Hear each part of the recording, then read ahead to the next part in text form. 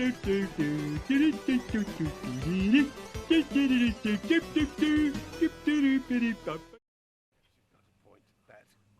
is Blade Runner Enhanced Edition for the Nintendo Switch, published by Night Diver Studios and Westwood Studios in June of 2023. It should be available on all the main platforms, Xbox, PlayStation, and Steam, and I think it's usually at a pretty good price. It was only a few bucks on the Switch when I looked while I was writing this script. I have this on a physical media from Limited Run Games, and it's what I'm playing here. I originally played this on PC way back when it first came out in 1997. I was in grad school when it was released, and I still have my original PC discs. I was also recently donated a backup set, and it's such a good game I couldn't pass it up. I played this when it first came out, and I loved it, and after reading about it now, it turns out this sold really well at the time. This particular version was actually updated and released, I mean, we're talking 20 years later, but it didn't receive as positive a response the second time around.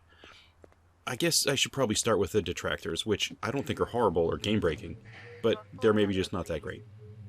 It was updated to use a controller, and it also has a smoothing filter to try and improve the graphics.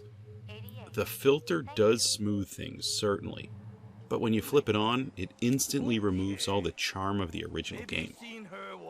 Blade Runner is a gritty story. It's about a bleak future, and the graphics reflect this.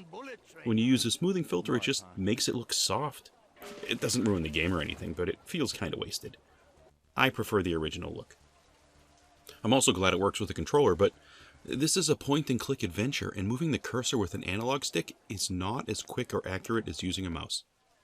Without a mouse, it's just a bit more difficult to try and move the cursor around and react fast or accurate. Generally, it isn't a quick game, but there are a few timed events where this could matter for sure. Also, there are some really small items for you to find on some screens, and moving your cursor is just not a fine-tuned operation. I find the cursor skipping over items, and you may really have to work at it to select what you need to select.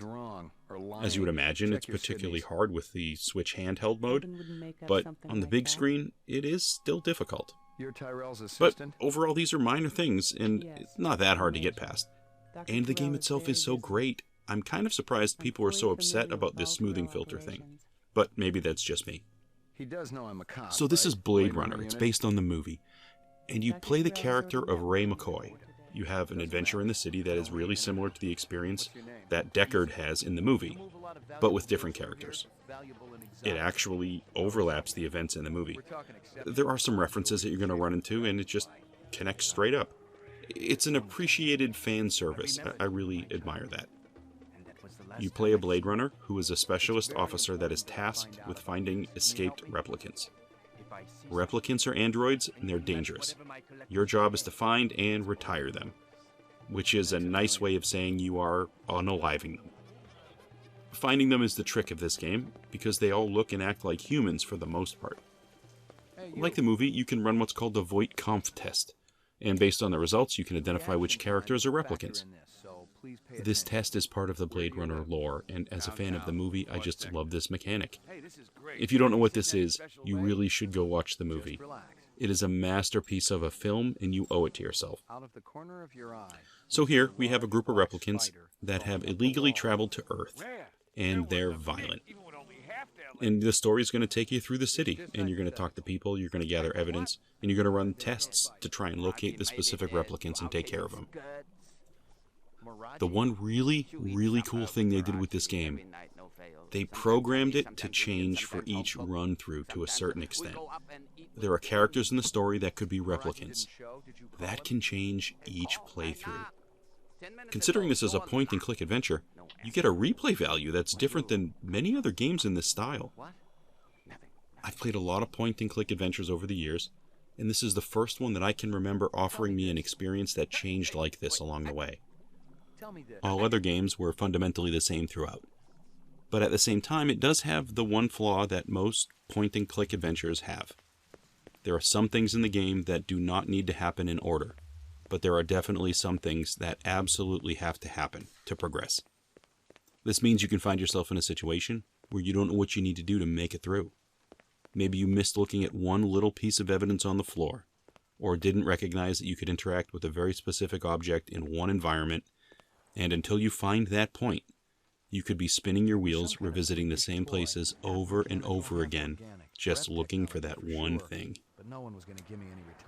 This is an unraveling mystery, and you control a cop that can interact with people in different ways.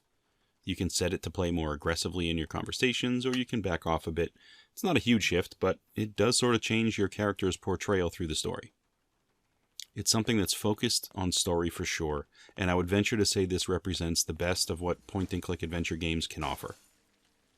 The environments here are awesome. It's futuristic sci-fi. It's dark, it's polluted, it's grim, and it's filled with plenty of neon. It's just a morbid existence in a world that's cluttered, and after seeing your apartment, it's kind of claustrophobic at the same time, certainly a bit rundown.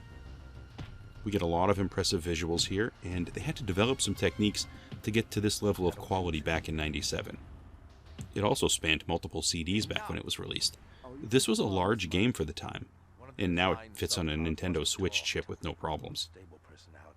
Blade Runner is a beautiful dark adventure, and like the movie, it does something with its story that you don't get in the majority of video games, or at least not the games that I play. This game works a theme. Through all the scenes, all the action and the discovery, everything basically revolves around the question of what it means to be human. I certainly think the movie does it better, but it's definitely at work here, and with a cast of characters that may or may not be replicants in every playthrough, you get to consider this from different angles. If you've seen Blade Runner and liked it, this is just like playing the movie, but with a few different characters.